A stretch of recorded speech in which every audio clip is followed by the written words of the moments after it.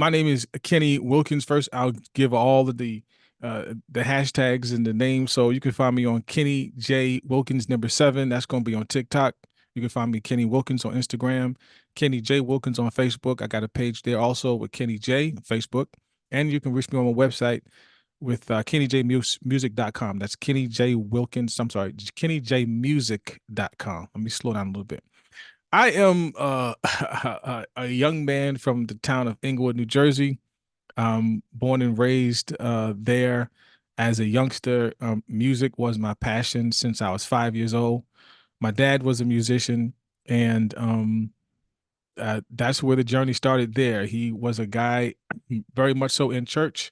My family was in church, and that's where the music bug kind of hits. Normally, everybody in music to some degree has some sort of church background with music. So it just matriculated into something that I couldn't live without. And up until now, I'm the father of three beautiful children. I'm the grandfather of one grandson. My wife has passed away last year, so rest in peace. And I'm just a guy healed. Went through the process of healing and make wonderful music positively to help the world correct itself through music. As an artist, I always say, I think it's a responsibility that we have to make sure that we're gifted with gifts that we're supposed to bless the world with, as opposed to being a part of the problem. We need to be a part of the solution. So I love to be a part of the solution with positivity and love. And that's Kenny J in a nutshell. Perfect. I know for me, when I was growing up, maybe let's say 8 years old, Hmm. and I think like a lot of people who are parents of like immigrants, right? And the culture Yeah. is so rich with Yeah. music. Yeah. I couldn't dance, but we used to have like these little dance sessions, right? You probably know what I'm talking about. And it was so silly. I remember I learned this Dance one hall. move. There you go. And I thought it was Yeah. like the best move ever, Hmm. right? And I used to do this move. And looking back at the video, because remember, we're old, right? So it's like Yeah. videotape. Uh-huh. And I'm like, is that me at 8 years old? I look so silly, but music to me was Hmm. a way to express myself and to Mm. overcome so much of my pain. Was that Yeah. the same thing for you when you're coming up on your journey that you could Ah, express yourself through the mm. music? Absolutely. That was my refuge. That was my solitude. That's where I got my peace from. Music for me, as I was coming up, of course, everybody that's been alive on this earth, comes up a certain way, trouble, issues, things just go wrong in the home and all of that sort of stuff. For me, the music was a part of me that brought me a level of peace. I always stated also, without music, I don't know where my brain would be, my mind would be, my creativity would be. Music was that thing. It was the part of me that I could not let go to this day. You say we old, I'm just say we older, and and that's just where I'm just gonna leave. I'm just gonna leave it. So for you, like you Mhm. mentioned that your wife Yes. passed away, Hmm. and I haven't had anyone close to me pass away like that up Hmm. until maybe recently. I had a Hmm. friend who used to work with me, and he was at his job and he just collapsed and he died right there Hmm. at work, on the job, everything. Hmm. Hmm. And this was during the lockdowns 2020, where you couldn't Hmm. see any of the Hmm. people, you couldn't go to the funerals. Right. And I remember it was the strangest scenario because they live streamed the funeral, Hmm. right? And I'm watching this and it creeped me out, right? Hmm. Because it was Hmm. people zooming in on the body and things Yeah. of that Yeah. nature. Yeah. And then recently I had an aunt pass away. Hmm. But the thing that I liked, that I enjoyed and respected about her passing versus the other one, is that no one was really sad. Hmm. They're celebrating her life, Hmm. her book, her accomplishments, and things like that. So when you had your partner pass away, what's some of the maybe feelings or thoughts that you had being someone that could express themselves in an art form? Like what were you going through during that time? Well, I was going through just thinking that at some point I was going to be alone. I was married for 21 years. We had kids, we had different things that we were working on. All these sorts of things starts to come back. And when you can't provide that person with a level of healing, um, it feels powerless. You know what I mean?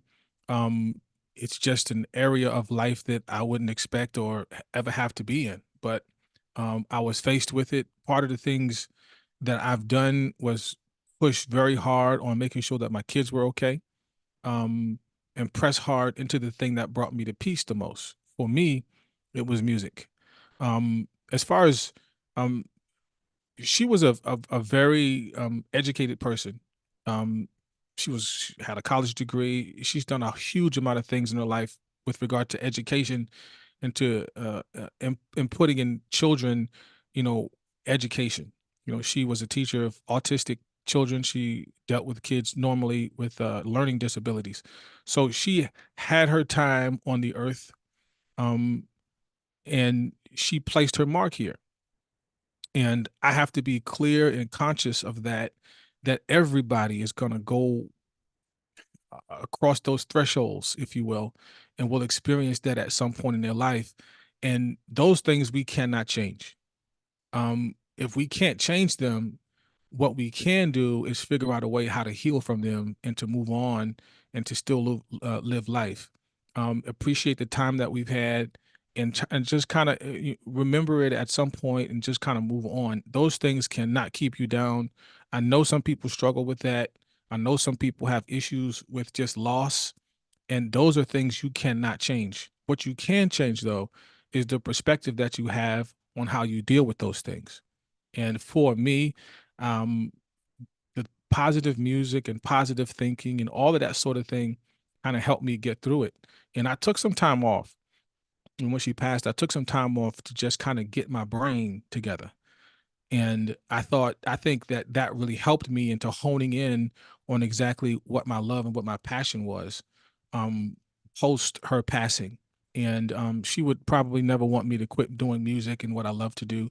And I just kind of wanted to implement just a next level of positivity and just make sure I go into this thing with the love and respect for women that I think we should have for them. So that's kind of the process I went through. Of course, it's kind of shaved down into like a couple of minutes, but that kind of was the process at that time. For me, the most important person in my life is my grandmother. She's raised me and Mm-hmm. she's in her like 80s now. Mm-hmm. So as you mentioned, you can't ever prepare for it, but Mm-hmm. each and every one of us is going to pass, right? No Absolutely. one's going to live Absolutely. forever. No, no, no, no. No, Absolutely. not yet anyways, right? Absolutely. What's the story? Walt Disney's he's frozen Yeah. somewhere and Yeah. And who right? knows if that's going to be the truth? That's probably not going to happen, but I Yeah, understand. yeah, absolutely. So as I look and as I prepare myself for the day that she's probably going to move on, there's one thing that I always wanted her to see, and I Mm, wanted her to see me win mm, and be successful at life. mm, With you, you're realizing your passion, and you mentioned mm, that your wife was a part of that and you're mm, continuing forward. mm, As you can continue to make music that's uplifting, that helps people, mm. do you feel that she's blessing you from above in everything that you do? Yeah, well, absolutely. I tell my daughter this often, that your mother has given her everything she needed. God saw fit to take her, but she's given my daughter everything she needed up until this point, and be grateful for that. The experience that I've had with her, um, the trials, the errors, the wins, the losses that we experienced, I do feel in some way, shape, or form that she is kind of making sure that everything is kind of working. She was much a organizer, and most women are painted in the butt with organizing stuff. But they're there just for that to happen. So, in some way, shape, or form, yes. But I give all praise and God and glory to God, um, for His covering and His hand that's orchestrating it. And of course, I honor her, but more than that, I just honor God for giving me the gift and the wisdom and knowledge to do what I do. So take us through the impact that you want your music to have on the world. Like, what's your vision for your Mhm. music going forward now? My vision is just plainly just putting positive energy in the airways. There's so many things going on, so many things absolutely ridiculous in this world. I think it's our responsibility as human beings that are healed, that have issues, but still press to put forth those positive energies into the world. The influence that I think or want to have in this world is that it creates change, that it creates a conversation. Even if you don't agree with somebody, you still, in my estimation, should love them based on where they are. It is okay to not like what people do, but normally, in most cases, it's not your business what they do. They do it because they want to. And until they're healed, until they're set free from every issue or any issue that they have, that's going to be their responsibility. As far as artistry is concerned, for me, it's important that as an artist, as a creator, that I'm not putting anything out in the airways that's going to cause more conflict. I want to make sure that I am an agent of change and that I'm going to contribute to that through the gifts that I'm blessed with. How important is that for you to cultivate the type of change that you want? Very much so. It's just a part of my fabric. I mean, they say you got to be in it to win it. You have to make sure if you're blessed with something that you didn't ask for. I didn't ask for the gift of music. It just kind of is a part of me. And I think if I am in the world, if I'm blessed with life, that it's a responsibility that I have as an artist and as a person blessed with it to kind of contribute to the greatness that the world could be if they not necessarily follow the way I'm thinking, but just kind of understand we have to respect women. We have to respect each other. I don't care the cultural differences. I don't care who you are, where you're from, what preference you prefer, whatever that is, however that is. It ain't none of my business, but it's my job to make sure I love you right through that stuff. I know you mentioned that you're looking to bring back that R&B feel, and Yeah. for me, there's a time where R&B was my favorite genre of music. I'm Yeah. talking the Tanks, I'm talking early Yeah. Tyrese, I'm Yeah. talking Donnell Jones, I'm talking those guys, right? Yes, sir. Jaheim when he had the braids. Yes, sir. Not ja- Maybe not Yeah, now, Jaheim so now you much now. now. Yeah, but Jaheim when he had the braids, right? Sure, for sure. So and there was like such a love for Hmm. women during that time. And I know looking back in retrospect that maybe a lot of men today feel like men were quote unquote simping for women or they were putting themselves out there. Hmm. But it brings me back to that comedy show, The Kings of Comedy, when there's a joke Hmm. where he said, when Teddy told you to turn off the lights, you turned off the lights and you made romance, The right? power. Right? So when you look at that and you look at what Hmm. you're doing and you're saying that Hmm. you want to respect women, what's Hmm. maybe some of the ways that men can show their Hmm. respect for women? Maybe not only in the music, but in their Hmm. day-to-day life. Day-to-day life, you have to understand, man, and I'm no relationship guru. I can just kind of give you information that I have learned over the years. And for me, women love communication. If you can communicate with women effectively, not just you know, in in the boudoir. But if you can sit on the couch and have a conversation with her without ever expecting anything from her, I think that will get men a whole lot further. It's learn how to communicate. And sometimes I know sometimes men will say, "Well, she wouldn't let me communicate." Well, I would say this. See what her response is. Let her ask a question and you will answer it and just say, wait, baby, and let me answer this question. It's communication. You know what I mean? Maybe that woman has been traumatized and maybe she was in a relationship that didn't allow her to communicate. Maybe that's what's the problem. Whatever the problem is. But learn how to communicate. Also, learn how to be healed in your relationship. And when I say that, I mean this. Some men get into a relationship expecting a woman to heal them. That's probably the worst way to ever try to even try to have a relationship. When you get into a relationship, make sure you're getting into that relationship for the right reasons. If you're not healed, you're going to more or less try to pull on that what she has, which is going to probably make her frustrated, and vice versa. If the woman is not healed and you are, you're going to pull. So you have to get into wholesome relationships, healed individuals, and I don't know if I would say guarantee, but I think relationships will work a little better when those two elements are put together. He said he's not the dating guru, but ladies and gentlemen, I am. So I 110% put my stamp of approval on what Kenny's saying today because it's so true. It's Yeah. we like for me, Hmm. there was times where I was broken and I knew Hmm. that I was broken, but I was arrogant in my Hmm. brokenness, Yes, sir. right? Yes. I Hmm. would say, you know what? Let me get a little bit of muscles. I had the Yeah. fade back then. For those who don't know, everyone thinks I've always had the dreads, right? I had the fade back then, and I had $5 in my pocket, and I was like, okay, McDonald's it is. Tuesday, Toonie Tuesday. It was just because I knew what I didn't know, Hmm. but I wasn't willing to accept what I Hmm. didn't know. Yeah. Right. I remember I told someone interviewed me and I made this joke that there was a time I'm in Toronto, Canada. Hmm. In the early 2000s, Hmm. you could go to the movies for $2, ride Hmm. public transportation for $2, and get a Hmm. $2 meal on Yeah. Yeah. Tuesdays. Yeah. So that's a $12 date. Right? And if you Yeah. had $20, you had change left over. Yeah. But that's all I could do. So the type of women that I would attract would be Hmm. that type of women, right? Hmm.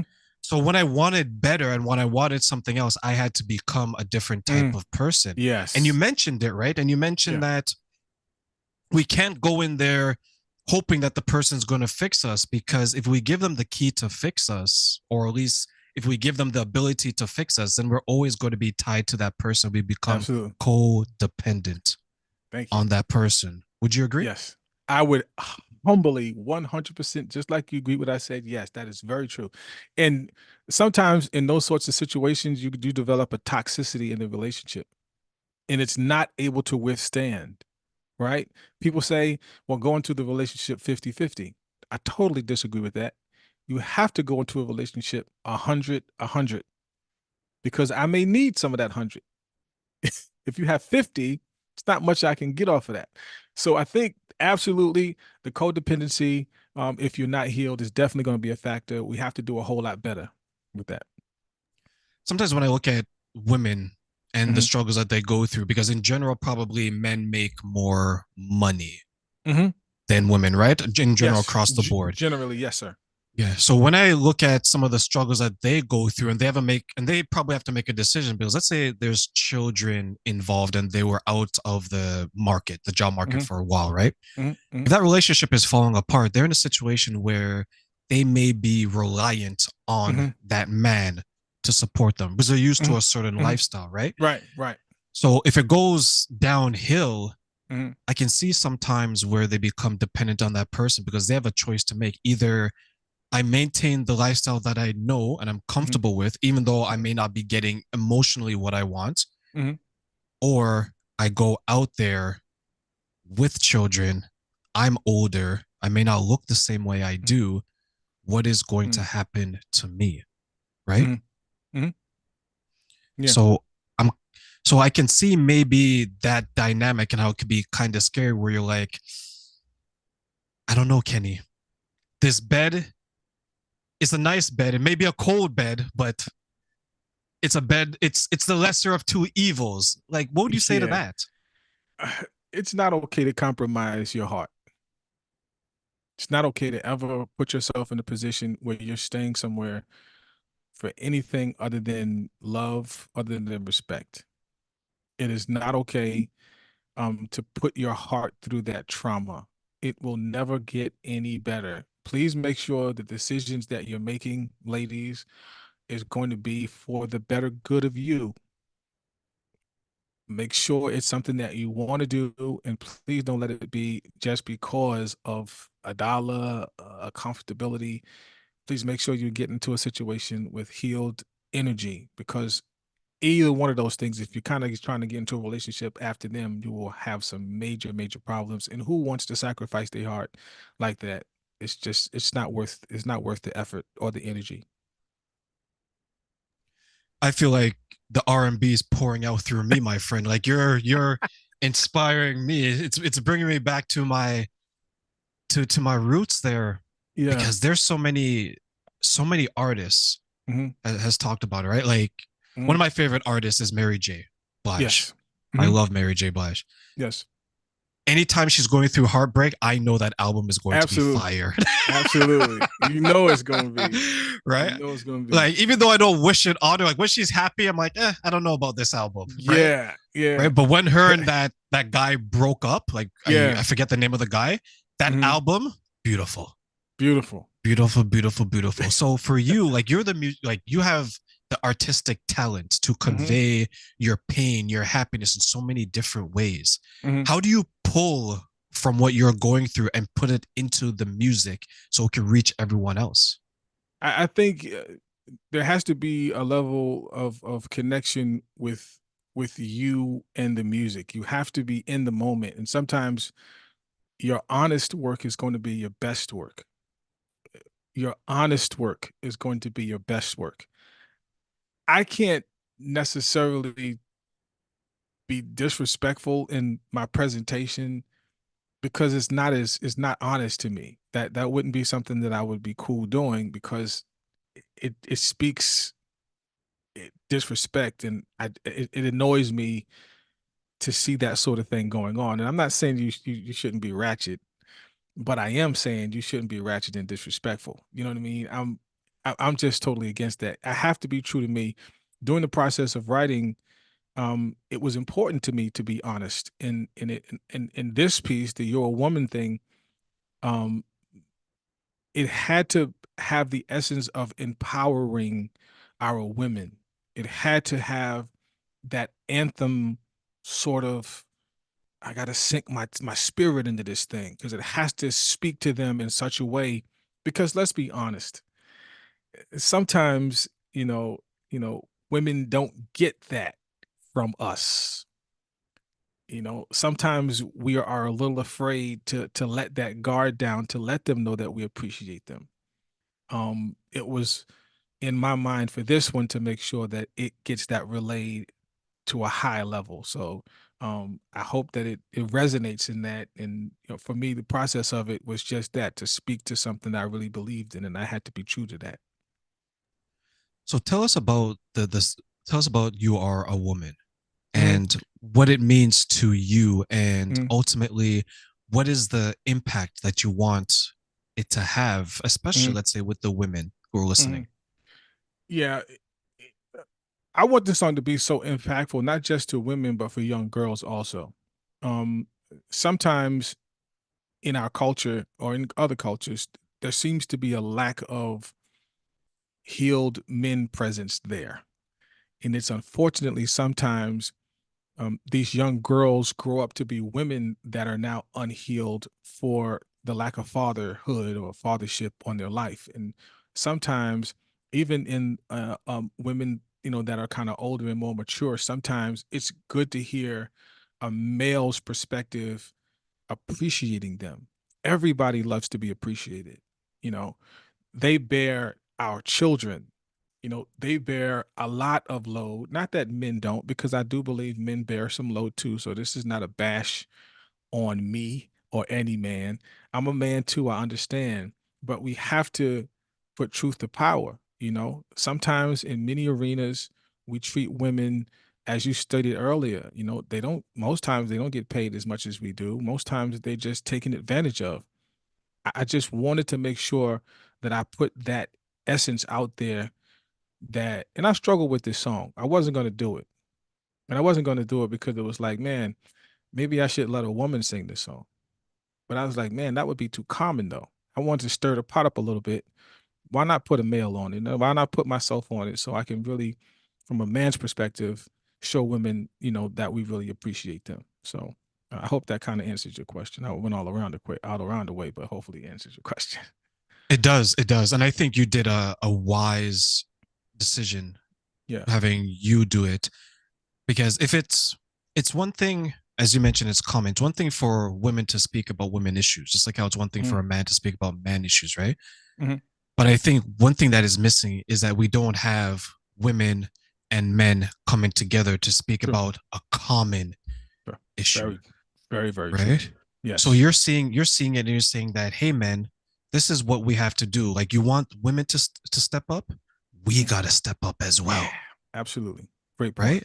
right? Yes. Is that where your objective is when you're saying that there's women who are unhealed, but the young girls are coming up and Yep. seeing the trauma?